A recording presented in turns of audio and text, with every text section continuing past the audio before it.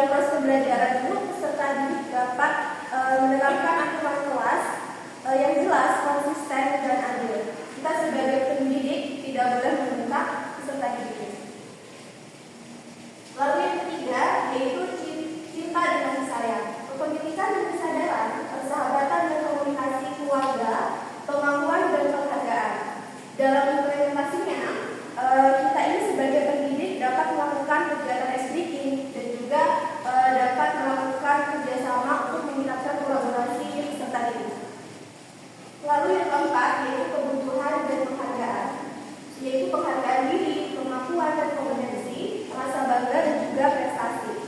Di sini kita sebagai pendidik dapat memberikan apresiasi kepada siswa yang sudah berusaha dan memberikan kesempatan untuk siswa tampil untuk meningkatkan aktualisasi diri. Lalu yang kelima yaitu pengaktualisasi diri. Aktualisasi diri adalah kebutuhan untuk mengembangkan dan mewujudkan potensi seseorang secara optimal, yaitu dengan memberikan proyek kreativitas, pembelajaran yang berbasis minat, dan juga dapat memberikan ruang bagi siswa untuk mengambil keputusan sendiri. Lanjut ke tokoh kedua, yaitu tokoh Carl Rogers. Merupakan Carl Rogers bahwa proses belajar efektif ini memerlukan sikap menghargai dan tanpa prasangka. Rogers ini menekankan konsep self-actualization atau aktualisasi diri yang mengacu pada upaya individu untuk mencapai potensi mereka dan menjadi diri mereka yang sejati. Di sini pada ini memiliki 3 prinsip dasar. Yang pertama yaitu empati. Pendidik ini harus memiliki empati yang mendalam terhadap peserta didik. Sebagai pendidik kita itu harus mendengarkan keluhan dari peserta didik dalam proses pembelajaran sebelum kita menemukan solusinya. Lalu yang kedua yaitu keterbukaan. Pendidik ini harus terbuka atau autentik dalam interaksi mereka dengan peserta didik. Yang ketiga yaitu penerimaan. Pendidik ini harus menerima peserta didik sepenuhnya tanpa penilaian atau kritikan yang berlebihan. Kita sebagai pendidik ini tidak boleh mengejek dan merendahkan siswa yang sudah berusaha dan menghargai karakter dan juga gaya belajar dari siswa. Lanjut, Rogers ini menyatakan bahwa terdapat strategi dalam pembelajaran humanistik. Strategi yang pertama yaitu merumuskan tujuan belajar yang jelas, di mana kita sebagai pendidik ini harus memberikan tujuan belajar yang jelas kepada peserta didik. Yang kedua yaitu mengusahakan partisipasi aktif peserta didik melalui konten belajar yang bersifat jelas, jujur dan juga positif. Mendorong peserta didik untuk mengembangkan kesanggupan peserta didik untuk belajar atas inisiatifnya sendiri. Lalu mendorong peserta didik untuk peka, berpikir kritis dan memaknai proses pembelajaran. Peserta didik diberikan keleluasaan untuk mengungkapkan pendapat dan memilih pilihannya sendiri. Lalu yang keenam, guru ini menerima keadaan masing-masing peserta didik dengan tidak memihak dan memahami karakter pemikiran dari peserta didiknya. Menawarkan kesempatan kepada peserta didik untuk tampil atau maju untuk mengembangkan kemampuannya. Lalu yang kedelapan, evaluasi diberikan secara individual berdasarkan perolehan prestasi masing-masing peserta didik. Nah, jadi pada teori ini, guru ini memberikan kesempatan kepada peserta didik untuk mengeksplorasi perasaan dan juga pikirannya dalam proses pembelajaran saat pembelajaran itu berlangsung, akan berlangsung ataupun tidak berlangsung. Nah, dalam teori humanistik ini memiliki dua tokoh yang berperan sangat besar dalam teori humanistik. Yang pertama itu ada Maslow yang menekankan pentingnya kebutuhan dasar atau hierarki kebutuhan. Lalu kemudian Rogers itu menekankan pada hubungan si peserta didik dan juga guru dalam menciptakan hubungan yang optimal. Baiklah, materi selanjutnya akan disampaikan kepada teman saya, Eka Fitriasari. Silakan.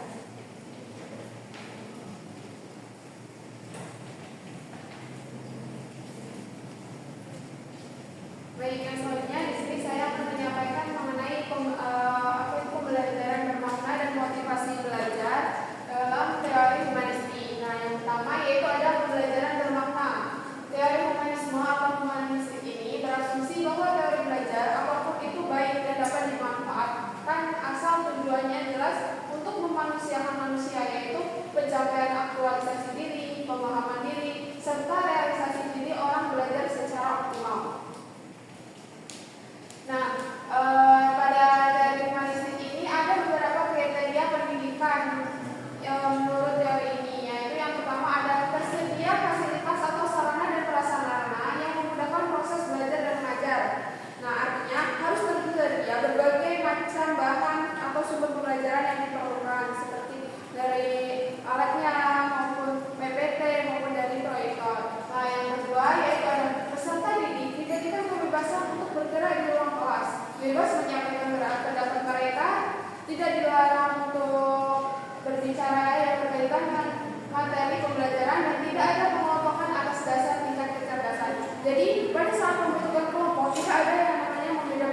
antara anak A, B, dan C akan tingkat kecerdasannya. Semuanya itu sesuai dengan pilihan masing-masing. Jadi bercampur baur. Jadi yang kecerdasannya emang sudah maksimal maupun belum itu menjadi satu. Nah, yang ketiga yaitu ada terciptanya suasana kelas yang penuh kasih sayang, hangat, hormat, dan terbuka.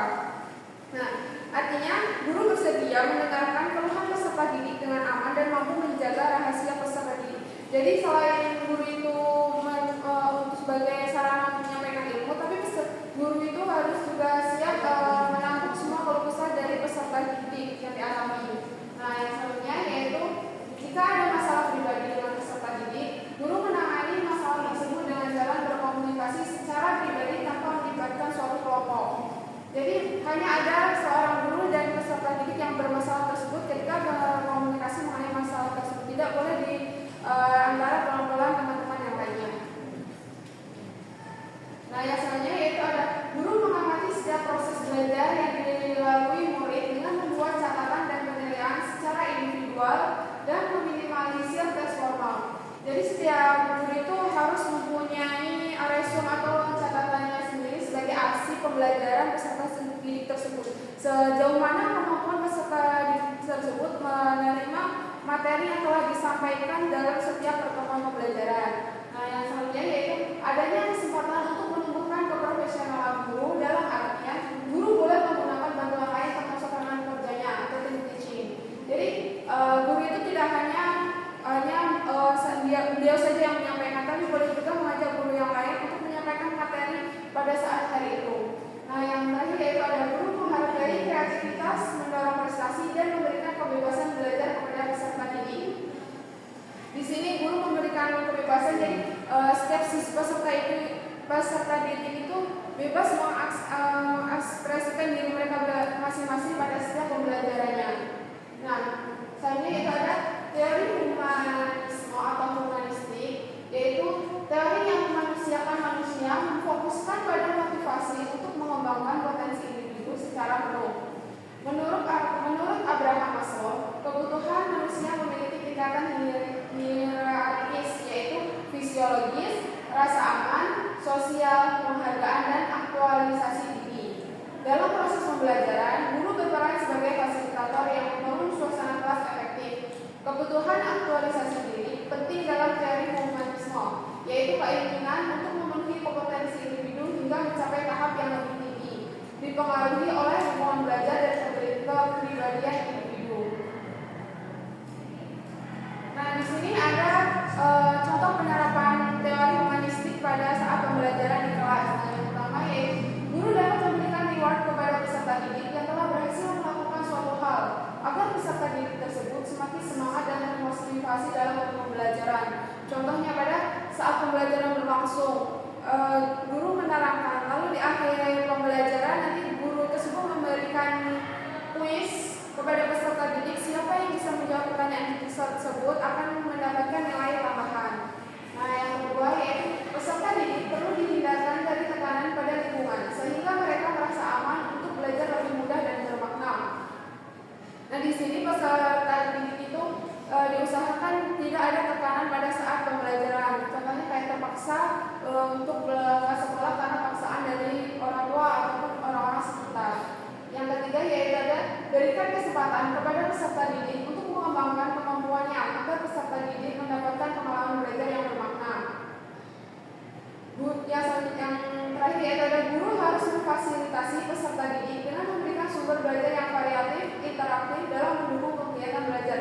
Jadi setiap pendidik atau seorang guru itu tidak boleh hanya berfokus pada satu sumber ketika mengajar. Karena kalau hanya berfokus pada satu sumber, peserta didik nanti tidak bisa tahu atau tidak bisa tahu ilmu dari sumber-sumber yang lain yang hanya bersifat monoton saja. Nah, teori humanisme atau humanistik ini menurut Charles Rogers lebih melihat pada sisi perkembangan kepribadian manusia.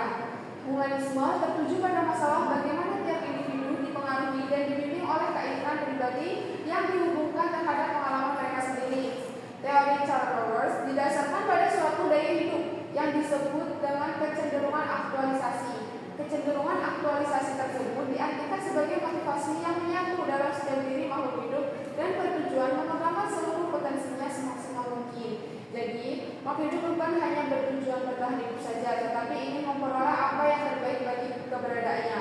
Sehingga esensi belajar bermakna akan terjadi apabila dalam proses pembelajaran melibatkan aspek pikiran dan perasaan.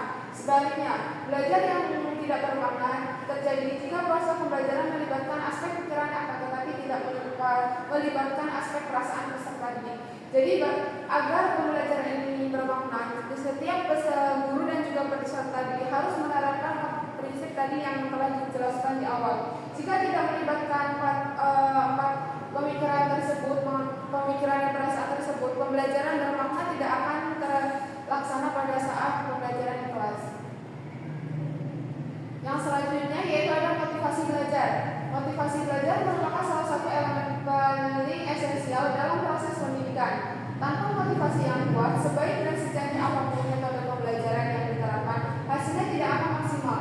Dalam pendekatan pembelajaran humanistik, motivasi siswa menjadi pusat perhatian karena strategi ini memandang bahwa setiap individu memiliki potensi dan dorongan internal untuk tumbuh, belajar, dan berkembang. Oleh karena itu, pembelajaran humanistik ini berupaya membangkitkan dan memperkuat motivasi intrinsik dalam diri siswa melalui pengalaman belajar yang bermakna, personal, dan membebaskan. Nah, motivasi intrinsik siswa ini dapat muncul ketika materi pembelajaran relevan dan kehidupan mereka dilibatkan secara aktif dan merasa dihargai oleh gurunya. Strategi humanistik menekankan pentingnya membangun hubungan emosional positif antara guru dan siswa, sehingga siswa merasa dipahami, dihargai, dan diperlakukan sebagai individu yang unik. Hal ini meningkatkan keterbukaan emosional siswa yang menjadi pintu masuk bagi tumbuhnya motivasi belajar dari dalam diri mereka sendiri. Nah, strategi pembelajaran humanistik ini memiliki peran yang sangat penting atau signifikan dalam meningkatkan motivasi belajar siswa. Pendekatan ini bukan hanya mendorong siswa untuk belajar demi menilai dan tuntutan eksternal, tetapi memberikan hasil belajar dari dalam diri mereka sendiri. Ketika pembelajaran menyentuh aspek personal, emosional, dan spiritual siswa, maka proses pendidikan tidak lagi menjadi beban, melainkan menjadi keutuhan dan panggilan batin yang menggairahkan. Jadi setiap pembelajaran itu guru harus melibatkan aktif peserta didik, bukan hanya guru menerangkan terus-menerus, tapi tidak mengajak peserta didik untuk sama-sama belajar. Karena jika tidak seperti itu, peserta didik tidak akan termotivasi atau tidak akan merasa penasaran tersentuh ketika guru tersebut menyampaikan materi. Baik, itu tadi materi yang telah saya sampaikan dan juga yang pertama disampaikan oleh rekan saya. Di sini ada kesimpulan dari materi yang telah kita sampaikan pada hari ini, yaitu teori humanistik Maslow dan Rogers menekankan bahwa setiap individu memiliki potensi bawaan untuk berkembang secara optimal. Maslow menjelaskan bahwa pertumbuhan manusia terjadi melalui pemenuhan hierarki kebutuhan, mulai dari kebutuhan dasar hingga aktualisasi diri. Sementara itu, Rogers menekankan pentingnya lingkungan yang mendukung penerimaan tanpa syarat, empati, agar individu dapat menjadi pribadi yang berfungsi penuh. Kedua teori ini menegaskan bahwa perkembangan manusia bergantung pada potensi internal dan kualitas hubungan dengan lingkungan, sehingga manusia dapat penuh menjadi versi terbaik dari dirinya. Sekian materi yang dapat kami sampaikan. Kami dari kelompok 12 mengucapkan terima kasih atas perhatiannya. Kami akhiri, wassalamualaikum warahmatullahi wabarakatuh.